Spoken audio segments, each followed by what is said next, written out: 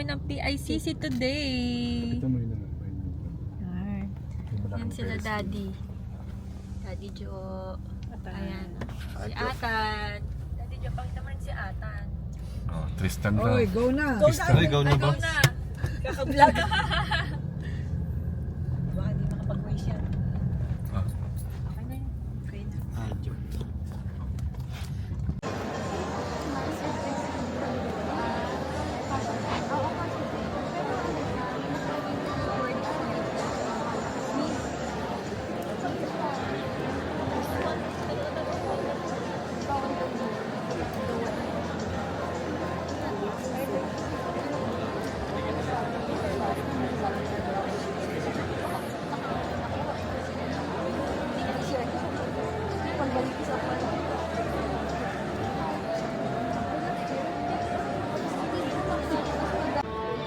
Number 4 top performing school, Pamantasan ng Lungsod ng Maynila, represented by Architect Janet Aaron R. Cruz. And the third top performing school is De La Salle College of St. Benilde, represented by Architect Harvey A. Vasquez. Diligence radiating from our provinces, spanning the entire archipelago from north to south. Whether you're from the bustling hubs of Manila, Batangas, Cebu, or the vibrant landscapes of Davao, Jensan, Iloilo, or Baguio, you have proven it. So, ladies and gentlemen, honored guests, colleagues. Every year, the Professional Regulatory Board of Architecture seeks a speaker who embodies energy, vision, and excellence required to inspire our newest architects as they step into the profession. Kaya kailangan bata. Diba? My guy this morning, bata rin, diba? Bata rin. This afternoon, we are privileged to be joined by an individual. It is my distinct honor and pleasure to present our guest speaker and my idol, Architect Shampi Suksuk Lee.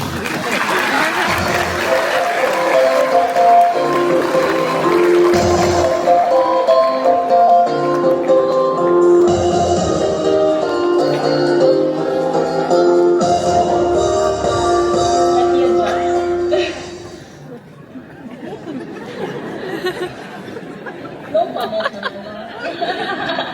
Okay, hello everyone. How are you? Good? Happy? Excited?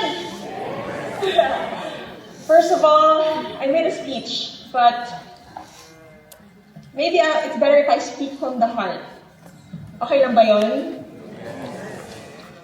To everyone who are here, to the Professional Regulation Commission, to the Professional Regulatory Board of Architecture, to distinguished guests, proud parents, mentors, colleagues, and most importantly, to our newest architects, good afternoon.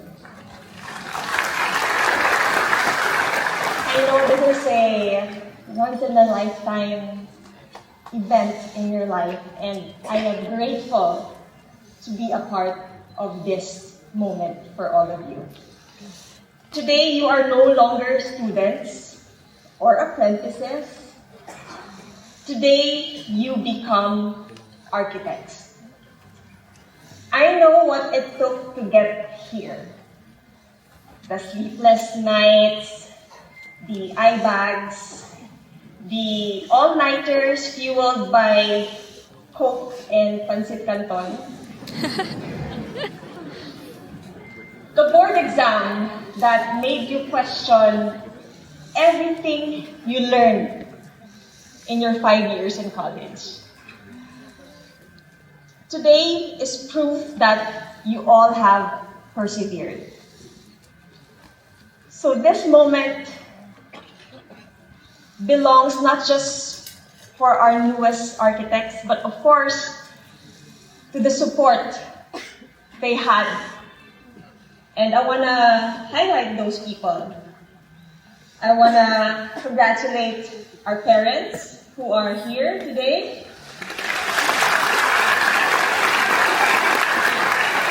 To the siblings who patiently waited because they knew you had deadlines, to the friends who understood when you disappeared for weeks kasi busy ka. The professors and mentors who believed in your potential, and everyone who prayed for you while waiting for your name to appear on that list. This license belongs to everyone who believed in you before you even believed in yourself. So let's please give them a round of applause. All our support system. This is also for you. Dahil sinabi na ni Architect yung year na ako ay nag-oath taking. So medyo mabibilang niya na, no? 2010 minus 2026. Ilan yun? 16 years ago. Oh my gosh. I feel old. And you know what? Looking back, remembering the time that I was in your shoes, it still feels like yesterday. Parang kailan lang. I couldn't believe it has been 16 years since I took the board exams. Just like you, and I remembered the day before the exam, hindi ako nakatulog. Sino nakatulog? Oy, talaga ba? You know what? Hindi ako nakatulog. I tried as much as I could to clear my mind, not think about, what I should be memorizing, or to stop myself from reading. But I couldn't help it. I was so worried. Naaral ko ba lahat? Enough na ba yung preparations ko? And so, I wasn't able to get even like an hour of sleep. So I just went straight to the first day of my exam, then to the second day. And I thought after taking the boards, I would finally feel relieved.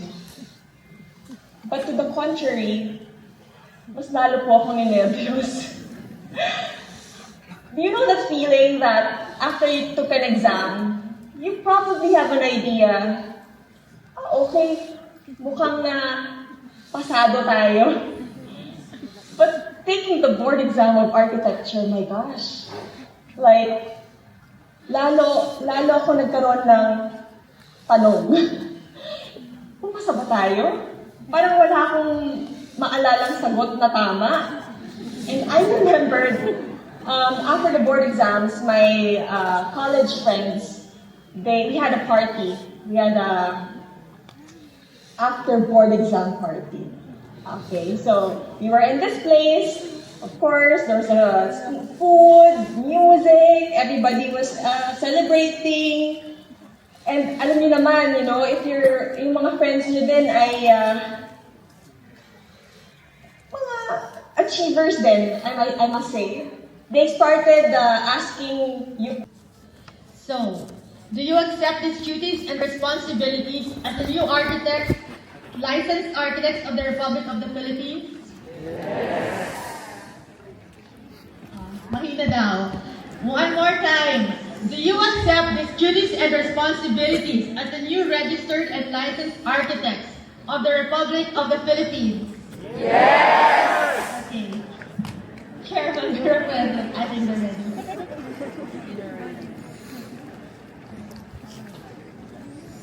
That's a very good response. So we can continue. So can you have a look at your souvenir program at the inside back cover? All the professionals. So please raise your right hand and follow me.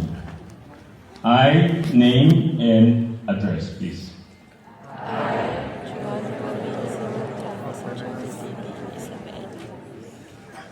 Hereby solemnly swear.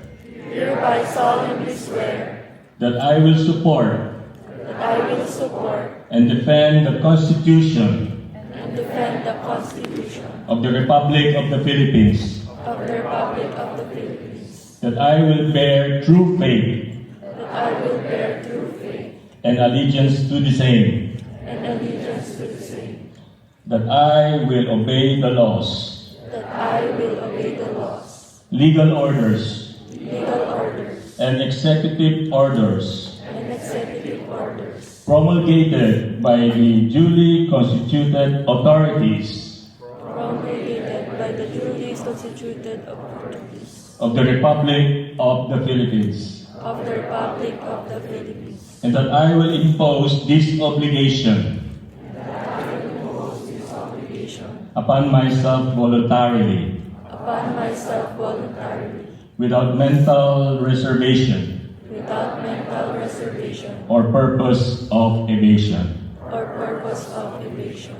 I further solemnly swear I further solemnly swear that at all times and places that at all times and places I will adhere closely I will adhere closely to the ethical and professional rules to the ethical and professional rules generally accepted by the architecture profession generally accepted by the architecture profession in the Philippines, in the Philippines, and that I will that I will and faithfully discharge and faithfully discharge to the best of my ability to the best of my ability the duties and obligations and obligations incumbent upon a legally authorized incumbent upon a legally authorized architect practitioner. practitioner. So help me God. Congratulations to all of you, new architects.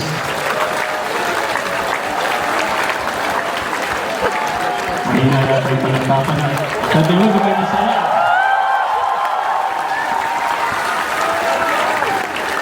Thank you very much to the Honorable Chairman of the Professional Regulatory Board of Architecture, and congratulations. Pwede bang lahat kayo sabay-sabay sabihing, Arkitekto na ako! Arkitekto na ako!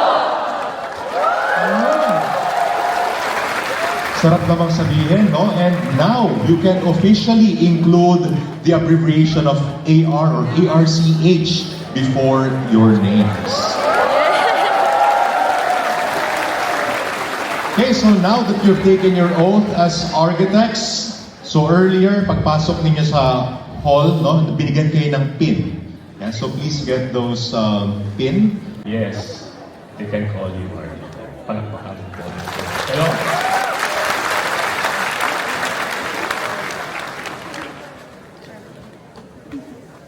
Our guest speaker, Architect Chamsi Susupli, my colleagues from the board, UAP officers, Maraming mga first timer, no?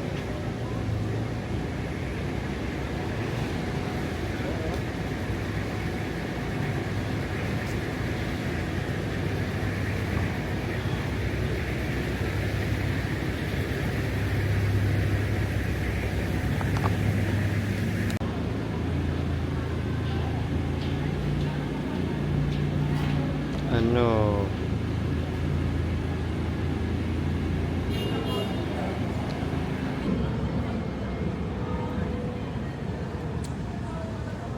Tapos lalakad ka? Okay. Paano? Ako na bahalang magtingin Sige. doon.